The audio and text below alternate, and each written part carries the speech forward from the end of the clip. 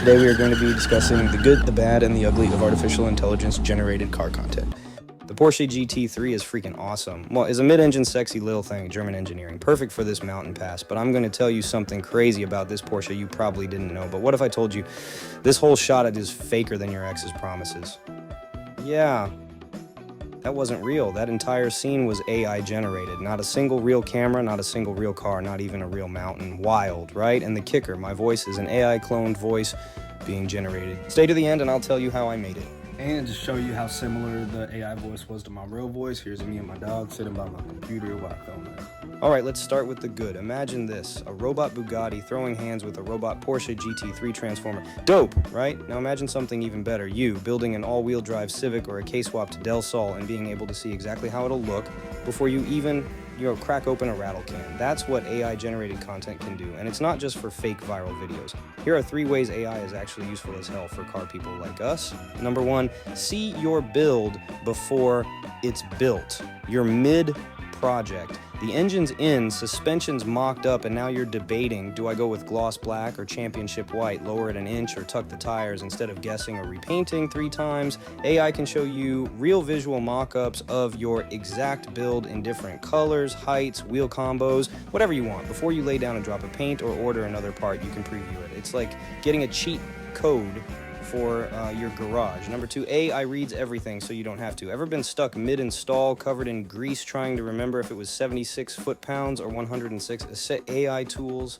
can read through entire repair manuals, tech articles, and spec sheets in seconds.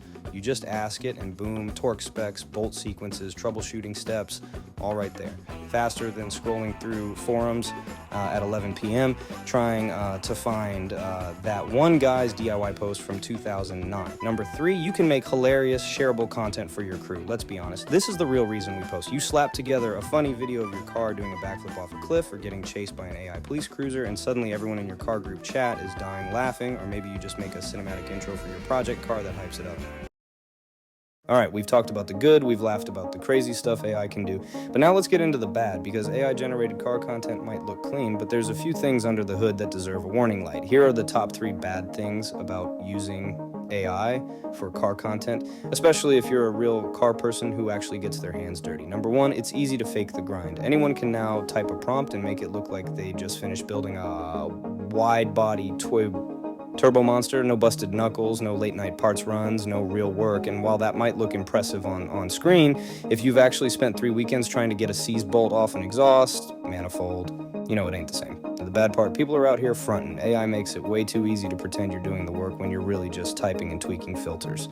Number 2, it can disconnect you from real builds when everything starts looking perfect, flawless lighting, spotless paint, no zip ties in sight. You start thinking your project isn't good enough. That's a trap. Your dusty, half-wired project car sitting on jack stands, it's got more soul than 1,000 AI-generated Lambos. The bad thing about AI is that it can mess with your head, make you feel like your real-world progress isn't worth posting, but real car culture is about progress, not perfection. Number 3, it can make content all start to look the same. Let's be honest, AI tools love symmetry, lens flares, and showroom perfect everything, but guess what? Car content isn't about perfection. It's about personality. The problem, if too many people rely on AI, we lose voice, we lose flavor. We get a bunch of content that looks amazing but feels empty, and that's bad for the community. Because what makes car culture thrive is the unique stuff. Your car, your garage, your busted old tools, your weird wing that you swear adds downforce. So yeah, AI is powerful, no doubt, but the bad side, it's too easy to fake, too easy to doubt your own build, and too easy to blend in. Use it smart, use it real, and don't let perfect pixels kill what makes your car story worth sharing.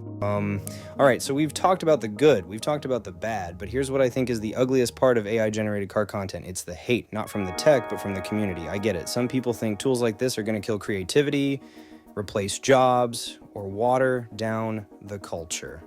But that's not what this is about. AI isn't here to take away the garage. It's here to help more people step into it. This tech gives folks a way to bring ideas to life. People who couldn't sketch, couldn't Photoshop, couldn't afford to build just yet. Now they can visualize, plan, and share what's been living in their heads for years. We don't have to wait until the project's finished to know what our build will look like.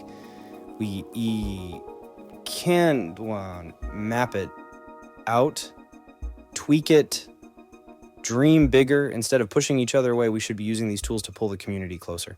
More inspiration, more connection, more wild, never been done before builds. And that's not ugly at all. And if you stayed to the end, like I promised, I used TALU AI to generate these videos, ChatGPT to write the script and create the Del Sol variations, and ElevenLabs to clone my own voice for this voiceover. Don't forget to like, subscribe, and drop a comment with your favorite way to combine AI and cars. I want to see what you're building.